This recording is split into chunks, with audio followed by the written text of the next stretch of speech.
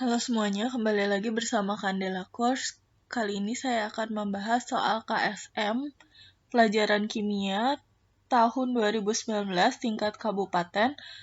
Ini soal nomor 22 sampai 25. Nomor 22, tanah berperan penting bagi kehidupan. Allah menganugerahkan untuk kehidupan manusia tanah yang baik agar tanam-tanaman tumbuh subur dengan seizin Allah, sebagaimana difirmankan dalam surat Al-A'raf ayat 58. Tanah di bawah permukaan bumi banyak mengandung senyawa FeOH 2 kali yang berwarna abu kehijauan, sedangkan tanah permukaan berwarna merah jingga karena mengandung FeOH 3 kali. Tanah yang dominan mengandung senyawa FeOH 2 kali kurang baik untuk ditanami, sehingga petani mencangkulnya agar terjadi kontak seluas mungkin dengan oksigen, sehingga menghasilkan FeOH 3 kali. Pernyataan yang tepat berkaitan dengan hal tersebut adalah yang A, reaksi pengubahan hanya dapat berlangsung pada suasana asam. Yang B, reaksi yang terjadi adalah 2 FeOH 2 kali ditambah 2 O2 menjadi 2 FeOH 3 kali ditambah 2 H2O. Yang C, ion Fe+ bertindak sebagai oksidator. Yang D, terjadi setengah reaksi 2 H2O ditambah O2 ditambah 4 elektron menjadi 4 OH-.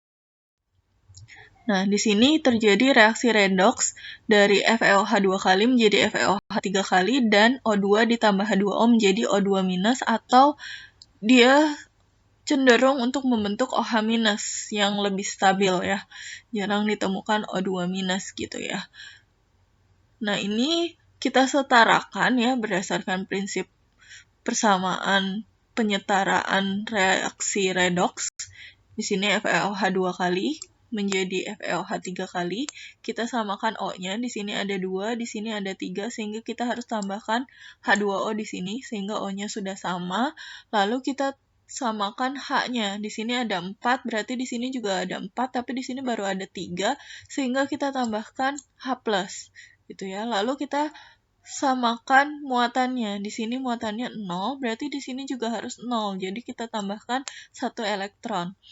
Nah, untuk yang O2 ditambah H2O, ini H2O-nya kita kalikan 2, sehingga bisa pas. Ininya jadi 4 OH- gitu ya. Ditambah dengan 4 elektron, karena di sini muatannya 4-, berarti di sini juga harus 4-. Yang atas kita kalikan 4, yang bawah kita kalikan 1, sehingga sama-sama punya 4 elektron dalam persamaan reaksinya. Nah, ini yang dikalikan 4 jadi seperti ini ya, 4 FeOH 2 kali ditambah 4 H2O menjadi 4 FeOH 3 kali ditambah 4 H+ ditambah 4 elektron. Kemudian untuk yang O2-nya ditambah 2 H2O ditambah 4 elektron menjadi 4 OH-. Karena ini dikali 1 ya, jadi tidak berubah. Lalu ini kita tambahkan saja ya, yang ini dengan yang ini. Jadi seperti ini. Ya, ini ya. 4 FeOH 2 kali ditambah 6 H2O, ini ada 4 H2O, di sini ada 2 H2O, ditambah O2, ditambah 4 elektron, menjadi 4 FeOH 3 kali, ditambah 4 H+, ditambah 4 OH-, ditambah 4 elektron. Di sini sama-sama punya 4 elektron, kita coret saja. Kemudian reaksinya jadi seperti ini ya. Lalu ini 4H+ ditambah 4 OH- ini akan jadi 4H2O. Ini juga bisa kita coret ya. Di sini berarti tinggal 2. Jadi 4 FeOH 2 kali ditambah 2 H2O ditambah O2 menjadi 4 FeOH 3 kali. Ini persamaan akhirnya dan persamaan setengah reaksinya adalah ini. Jadi yang benar untuk soal ini adalah yang D. Ya, ini tidak tepat ya. Ini. Kemudian nomor 23, pentol korek api batang mengandung senyawa P4S3 dan KClO3. Jika korek api digoreskan pada permukaan yang kasar, terjadi panas akibat gesekan yang menyulut terjadinya reaksi P4S3 dan KClO3. Persamaan reaksi yang terjadi adalah sebagai berikut. P4S3 ditambah KClO3 menjadi P4 O10 ditambah SO2 ditambah KCl.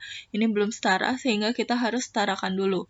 Diketahui data entalpi pembentukan senyawa atau delta HF adalah sebagai berikut. Jadi untuk senyawa KCl, delta HF-nya itu adalah minus 436,7 kJ per mol. Untuk ClO3, delta HF-nya adalah minus 397,7 kJ per mol. Untuk senyawa SO2, delta HF-nya adalah minus 296,8 kJ per mol. Untuk P4S3 adalah minus 154,0 kJ per mol, dan untuk P4O10 adalah minus 2.948 kJ per mol. Berapakah entalpi dari reaksi di atas? Yang A, minus 11.677, yang B, minus 3.129, yang C, plus 11.677, yang D, plus 3.129. Nah, untuk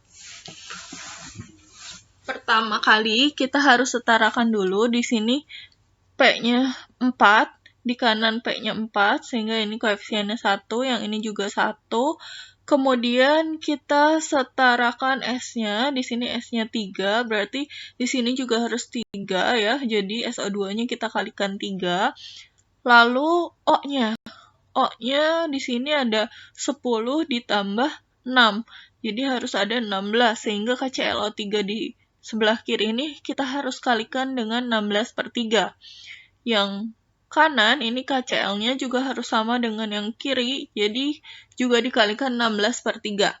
Nah, ini tadi data delta HF-nya, kita tinggal kurangkan saja delta HF yang kanan atau hasil reaksi dikurangi dengan delta HF yang kiri atau reaktan gitu ya. Dan jangan lupa dikalikan dengan koefisiennya. Jadi delta H reaksinya adalah delta HF P4O10 ditambah 3 dikali delta HF SO2 ditambah 16/3 kali delta HF KCl dikurangi dengan delta HF P4S3 ditambah dengan 16/3 dikali delta HF KClO3. Ini kalian tinggal masukkan saja angka-angkanya. Nanti kalian dapatkan delta H-nya sekitar 3.000-an. Nah, ini sebenarnya berbeda dengan pilihan di soal. Cuman kita pilih yang paling mendekati, berarti di yang 3.000-an dan minus gitu ya. Ini mungkin ada masalah pembulatan gitu ya, pembulatan yang tidak sama dengan yang mungkin pembuat soal hitung gitu. Jadi jawaban yang paling tepat adalah minus 3.129. Nomor 24, banyak hewan laut yang memiliki cangkang yang terbuat dari kalsium karbonat. Untuk mengetahui pengaruh penurunan populasi hewan laut bercangkang akibat tingkat keasaman, Aminah melakukan eksperimen. Ia merendam sampel padatan kalsium karbonat larutan asam klorida. Reaksi yang terjadi adalah CaCO3 ditambah 2HCl menjadi H2O ditambah CO2 ditambah CaCl2. Manakah dari pernyataan di bawah ini yang benar untuk menunjukkan pengaruh asam terhadap perubahan reaksi setiap spesies setelah direndam beberapa lama? Yang A, konsentrasi Ca2+ meningkat, H+-nya menurun, Cl-nya meningkat. Yang B, Ca2+-nya tidak berubah, H+-nya menurun, Cl-nya meningkat. Yang C, Ca2+-nya meningkat, H+-nya menurun, Cl-nya tidak berubah. Yang D, Ca2+-nya meningkat, H+-nya tidak berubah, Cl-nya meningkat. Nah, ini jawabannya adalah C. Ca2+-nya meningkat karena asamnya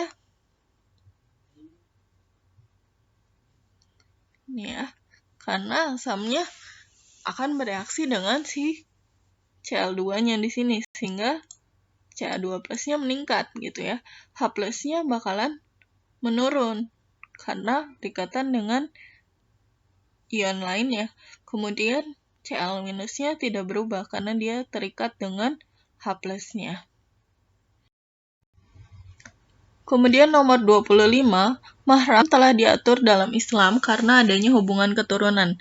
Dalam ilmu sains, hubungan mahram ini dijelaskan dengan adanya kemiripan susunan struktur dan ikatan-ikatan kimia DNA dalam tubuh.